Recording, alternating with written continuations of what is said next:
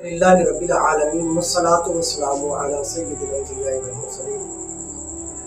نبی صلی اللہ علیہ وسلم کی ذات کا ادب اور احترام جو ہے نا وہ ہر مسلمان کے لیے فرض کے درجے میں ہے، اور حضور علیہ السلام کی ذات کا ادب کا مطلب یہ کہ حضور کا نام نامی اس میں گرامی جتنے ادب اور احترام کے ساتھ بندہ لے سکتا ہے اسے اعتبار سے لیا جائے۔ اور حضور کے ادب ہی کا ایک تقاضا یہ بھی ہے کہ آپ علیہ السلام کی جتنی احادیث مبارکہ ہیں ان احادیث مبارکہ کا بھی ادب کرنا یہ بھی اصل میں آپ علیہ السلام کے ادب اور احترام کے متشابہ ہے۔ تیسری بڑی چیز جو میں عرض کرنا چاہتا ہوں آج کے اس کلپ کے اندر وہ یہ ہے کہ حضور ہی کی ذات کا ادب اور احترام یہ بھی کہلائے گا کہ جب آپ ایک حدیث مبارکہ کو بیان کرتے ہیں اور اس حدیث مبارکہ کا پھر جو معنی اور مفہوم دیانتاً نکلتا ہے تو اس کو دیانتاً آگے نقل کرنا، اس کو بلا وجہ کسی کے اوپر فٹ نہ کرنا، یہ بھی اللہ کے محبوب علیہ السلام کی ذات اور آپ کی حدیث مبارکہ کا ادب کہلائے گا، جو کہ آج ایک بہت بڑی خرابی جو ہے نا ان چیزوں کی آ چکی ہے کہ حدیث مبارکہ میں اللہ کے نبی نے کوئی حدیث بیان کی ہے، اس حدیث مبارکہ کو بیان کرنے کے بعد آپ آج کے زمانے میں مسلمانوں کے اوپر فٹ کرنا شروع کر دیں، تو یہ دیانتاً ٹھیک نہیں ہے، یہ علم حدیث کے ساتھ خیانت کرنے والی بات ہے۔ ابھی میں جو واقعہ آپ حضرات کے سامنے نقل کرنا چاہتا ہوں وہ واقعہ ذوالخویسرہ نامی شخص کا ہے، اور یہ واقعہ نقل کرنے کا مطلب اس لیے ہے، عرض کرنا مقصد یہ ہے تاکہ نماز، روزے، حج اور زکوٰۃ کے ساتھ ساتھ اللہ رسول کا ادب اور احترام کتنا ضروری ہے، اس لیے کہ جب تک انسان کے دل میں اللہ کے نبی علیہ السلام کا ادب اور احترام نہیں ہوگا اور صحابہ کرام کے ساتھ محبت، اہل بیت اطہار کی محبت، یہ عقائد کے اندر یہ چیزیں شامل ہوتی ہیں کہ حضور کا ادب اور مقام جب تک انسان کے دل کے اندر نہیں ہے تب تک نماز، روزہ، حج، زکوٰۃ یہ چیزیں قابل قبول نہیں ہوگی اللہ کی بارگاہ کی۔ تو اس لیے اللہ کے محبوب علیہ السلام کے ساتھ محبت اور عقیدت رکھنا یہ فرض ہے۔ حدیث مبارکہ میں آتا ہے، مسلم شریف کی روایت ہے کہ آپ علیہ السلام نے فرمایا کہ لا یؤمن احدکم حتی اکون احب الیہ، آپ علیہ السلام نے فرمایا کہ تم میں سے اس وقت تک کوئی بندہ کامل مومن نہیں بن سکتا جب تک کہ اس کے ہاں میں اتنا زیادہ محبوب ہو جاؤں کہ اتنا محبوب اس کے ہاں اس کا باپ بھی نہ ہو، اس کی اولاد بھی نہ ہو، والناس اجمعین، یہاں تک کہ دنیا میں کسی انسان کی محبت اس کے دل میں اتنی نہ ہو جتنی اللہ کے نبی کی ہونی چاہیے۔ یعنی اللہ کے محبوب علیہ السلام کی محبت ہر محبت سے غالب ہونی چاہیے، یہ ایمان کامل کی نشانی ہے۔ اب یہ ذوالخویسرہ نامی جو بندہ تھا یہ منافق آدمی تھا، اور منافق آدمی کا مطلب یہ ہوتا ہے کہ جب ان کی ذات کے اوپر معاملہ آتا ہے تو پھر اندر کی جو خباثت ہوتی ہے وہ ظاہر ہو جاتی ہے۔ اب یہ ذوالخویسرہ نامی آدمی کون ہے؟ تو یاد رکھیے گا کہ غزوہ حنین کے موقع پر جب قبیلہ بنی حوازن کے ساتھ اللہ کے محبوب علیہ السلام نے جنگ فرمائی، اور آپ جانتے ہیں کہ یہ جنگ جو ہے وہ فتح مکہ کے فوراً بعد آپ علیہ السلام مکہ سے مدینہ نہیں آئے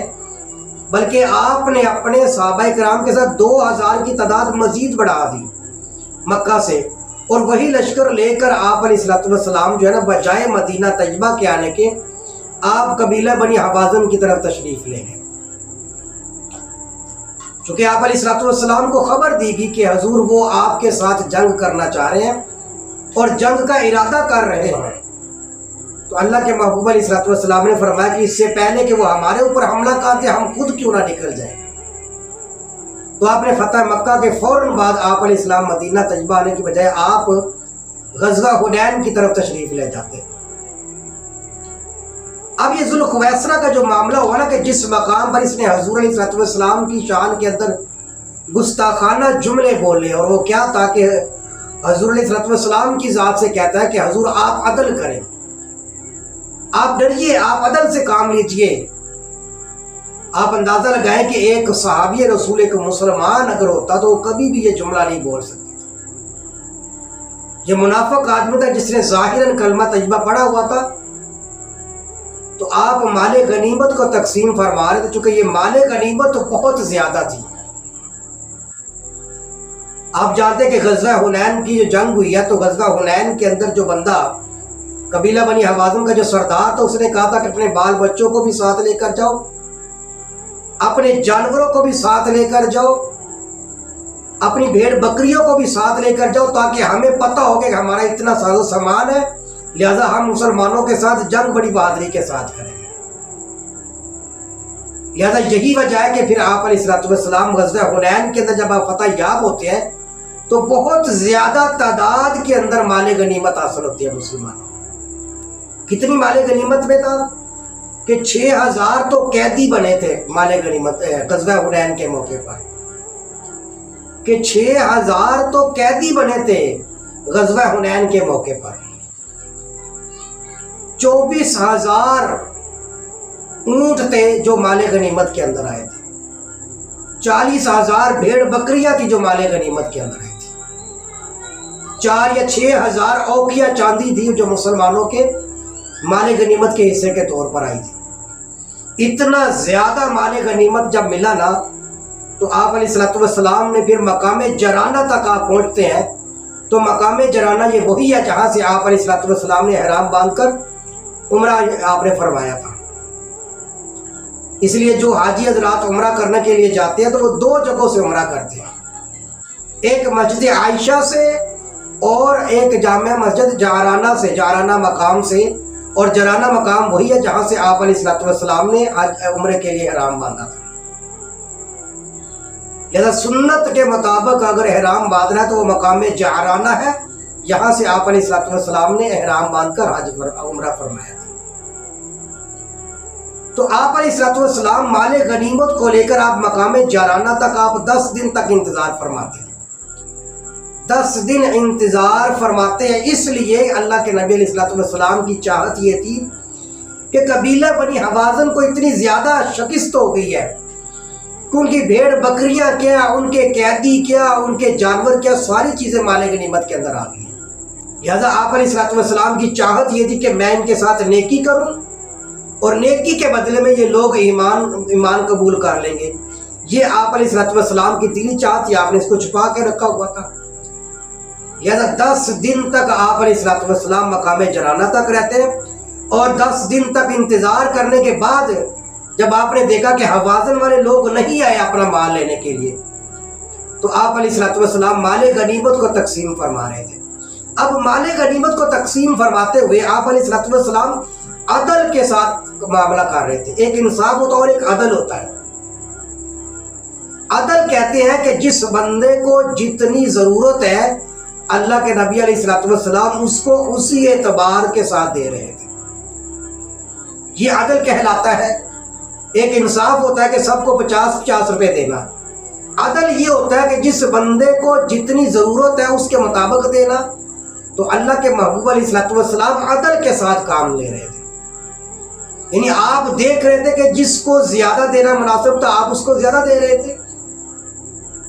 تو اس موقع پر یعنی مقام جرانہ پر آپ علیہ السلام جب مال غنیمت کو تقسیم فرما رہے تھے، تو اسی مقام پر پھر 2 واقعات رونما ہوتے ہیں۔ ایک واقعہ یہ ہوتا ہے کہ انصار کے کچھ نوجوان بچے ہوتے ہیں جو بالکل نئے نئے مسلمان ہوتے ہیں، ایک ان کا واقعہ یہاں پر رونما ہوتا ہے، ایک ذوالخویسرہ نامی شخص کا واقعہ رونما ہوتا ہے یہاں پر۔ پہلا واقعہ تو وہ انصار کے جو نوجوان بچے تھے، جب آپ علیہ السلام مال غنیمت تقسیم فرما رہے تھے تو آپ نے مؤلفۃ القلوب والے جو لوگ تھے، یعنی جن کے دلوں کے بارے میں کچھ آپ جانتے تھے کہ یہ اگر ان کے ساتھ نیکی کریں گے تو یہ ایمان کے اندر داخل ہو جائیں گے، اسلام کے اندر داخل ہو جائیں گے اور کلمہ طیبہ پڑھ کر مسلمان ہو جائیں گے، تو آپ علیہ السلام ان کو بہت زیادہ مال غنیمت کے طور پر دے رہے تھے۔ اسی طرح قریش کے جو لوگ تھے ان میں سے بعض کو آپ نے 100 اونٹ عطا فرما دیے، بعض کو 200، اور بعض کو آپ نے 300 اونٹ بھی عطا کیے مؤلفۃ القلوب کے تحت، یعنی اس نیکی کی وجہ سے یہ اسلام کے اندر داخل ہو جائیں گے یا اسلام کے اندر مضبوط ہو جائیں گے۔ اس بنیاد پر آپ علیہ الصلوۃ والسلام نے یہ معاملہ فرمایا۔ تو انصار کے کچھ نوجوان بچے تھے، تو انہوں نے جب دیکھا تو ان میں سے کسی نے یہ بات کر دی کہ اللہ کے نبی علیہ الصلوۃ والسلام کے متعلق کہ حضور علیہ الصلوۃ والسلام کے دل کے اندر قریش کی محبت کچھ زیادہ غالب آ گئی ہے کہ آپ علیہ الصلوۃ والسلام ان کو عطا کرتے جا رہے ہیں، اور حالانکہ ہماری تو تلواروں کے ساتھ ابھی تک خون بھی ٹپک رہا ہے۔ یعنی یہ کہنا چاہ کہ ہم تو مدینہ کے لوگ ہیں اور ہم نے اتنی جنگیں لڑی ہیں، اور قریش مکہ کے لوگوں میں سے ہے، اور یہ جو ہے نا آپ علیہ الصلوۃ والسلام کو کتنا کچھ عطا کر رہے ہیں۔ اب یہ خبر انصار کے کچھ نوجوان بچوں نے کر دی،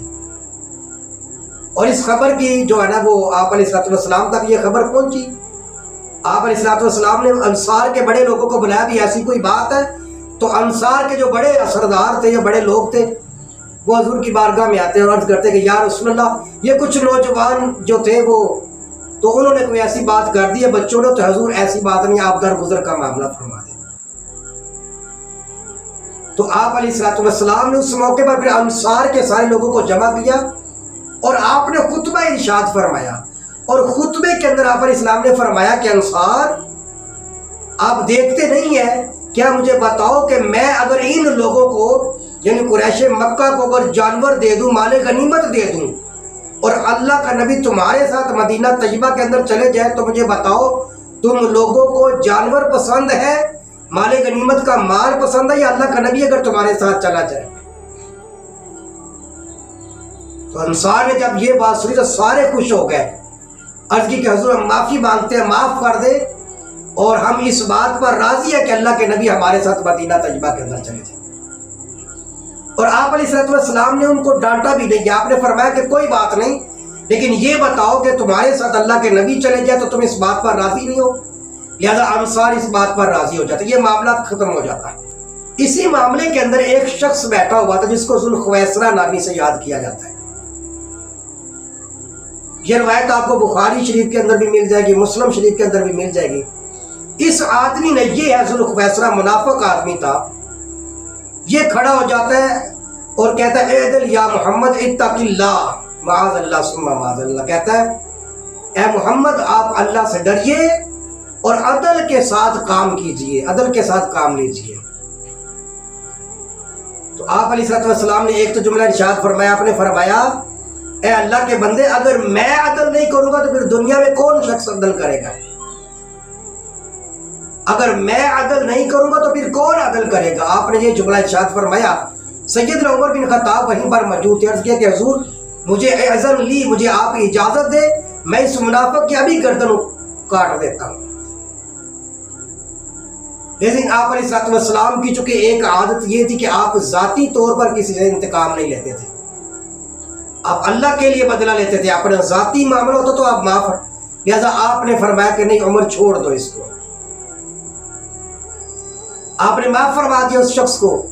لیکن آپ علیہ الصلوۃ والسلام نے فرمایا کہ عمر اسے چھوڑ دو، لیکن حضور نے ساتھ میں پیشن گوئی کے طور پر فرمایا کہ اس شخص سے آگے ایک نسل چلے گی، اور آپ نے فرمایا کہ وہ نسل ایسی ہوگی کہ وہ اتنی نمازیں پڑھیں گے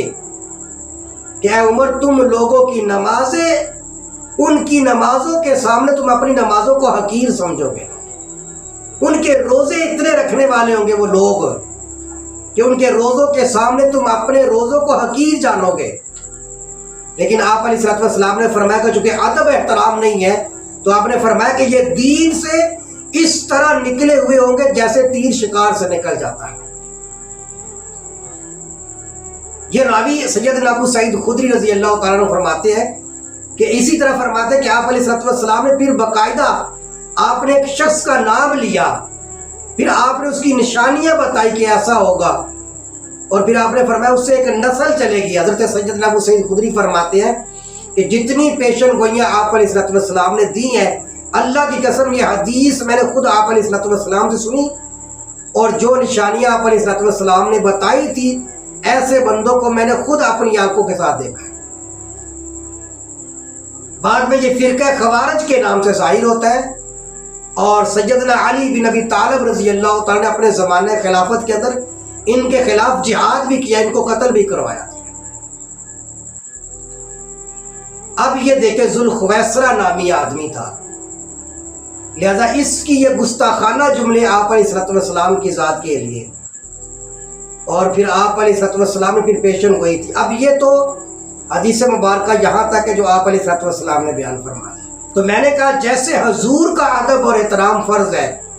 اسی طرح حضور علیہ الصلوۃ والسلام کی حدیث مبارکہ کا ادب اور احترام بھی فرض ہے، لیکن معاذ اللہ آج بھی علم دین کے ساتھ خیانت کرنے والی بات کی جاتی ہے، اور یہ حدیث خوارج کے اوپر دال کرتی ہے کہ فرقہ خوارج پیدا ہوا تھا، اور وہ جو ہے نا ان کے اوپر یہ معاملات ہوئے تھے، اور اللہ کے نبی کی ساری پیشن گوئیاں پوری ہو گئی تھی۔ یعنی یہ مسلمان نہیں ہو سکتا، چونکہ جو حضور کے بارے میں یہ لفظ بولے کہ حضور نے عدل نہیں کیا، حضور نے انصاف نہیں کیا، وہ مسلمان تو نہیں ہو سکتا۔ لیکن ایک بات میں عرض کرنا چاہتا ہوں، آج کتنے لوگ ہیں جو اس حدیث مبارکہ کو بیان کرنے کے بعد اس کو مسلمانوں کے فرقوں کے اوپر فٹ کر رہے ہوتے ہیں، جبکہ حقیقت حال یہ کہ کوئی مسلمان جو کلمہ طیبہ پڑھتا ہے وہ کبھی حضور کی ذات کے بارے میں ذرہ برابر بھی گستاخی نہیں کر سکتا۔ یعنی اختلاف ہونا چاہیے، اپنی اپنی جگہ پر اختلافات سارے علماء کرام کا آپس میں ہے، لیکن اتنا تعصب اور اتنا جو ہے تعصب جو آ جائے دل کے اندر کہ آپ علم حدیث کے ساتھ خیانت کرنا شروع کر دیں۔ اور یہ حدیث مبارکہ جو منافقوں کے لیے آئی تھی، جو مشرکوں کے لیے آئی تھی، آپ ان کو مسلمانوں کے فرقوں کے اوپر چسپاں کر کے جو ہے نا وہ دھوکہ دے رہے اور عوام کو بے وقوف بنا رہے ہیں۔ لہذا کوئی مسلک کسی کا بھی ہو جس نے کلمہ طیبہ پڑھا ہوا ہے، وہ کبھی بھی اللہ کے محبوب علیہ الصلوۃ والسلام کی ذات کے متعلق ذرہ برابر بھی جو ہے نا حضور کی بات کے بارے میں وہ یہ سوچ سکتا ہے کہ مسلمان کے حضور عدل اور انصاف سے کام نہیں لیتے تھے۔ بلکہ ہم تو سارے مسلمانوں کا عقیدہ یہ کہ سب سے سچی بات کرنے والے، سب سے زیادہ عدل اور انصاف کرنے والے وہ اللہ کے محبوب علیہ الصلوۃ والسلام کی ذات ہے۔ تو لہذا میں عرض یہ کرنا چاہتا ہوں کہ جیسے حضور کا ادب اور احترام فرض ہے، اسی طرح حضور کی حدیث مبارکہ کا ادب اور احترام کرنا بھی فرض ہے، اور ادب اور احترام کی کئی صورتیں ہیں، ان میں سے ایک صورت ادب اور احترام کی یہ ہوتی ہے حدیث مبارکہ کی کہ حدیث کا ادب یہی ہے کہ آپ اس حدیث مبارکہ کا ترجمہ بہترین اور صحیح درست کریں، اور اس سے جو معنی جتنا نکلتا ہے اسے اتنا ہی نکالے، اس کے ساتھ اپنی خواہشات کو نہ ڈالا جائے۔ یہ بھی دراصل حضور ہی کا ادب کہلائے گا، چونکہ جیسے حضور کا ادب اور احترام ضروری ہے، اسی طرح حضور کی حدیث مبارکہ کا ادب اور احترام بھی ضروری ہے۔ اور احترام کی صورتوں میں سے، ادب کی صورتوں میں سے ایک صورت یہ بھی ہوتی ہے کہ آپ حدیث مبارکہ جو بیان کر رہے ہیں اس کا ترجمہ بھی درست ہونا چاہیے، اور اس کا جو معنی نکلتا ہے وہ معنی بھی آپ درست نکالیں، تاکہ مسلمانوں کے درمیان اتفاق اور اتحاد قائم ہو اور مسلمانوں کی پاور مضبوط سے مضبوط تھا۔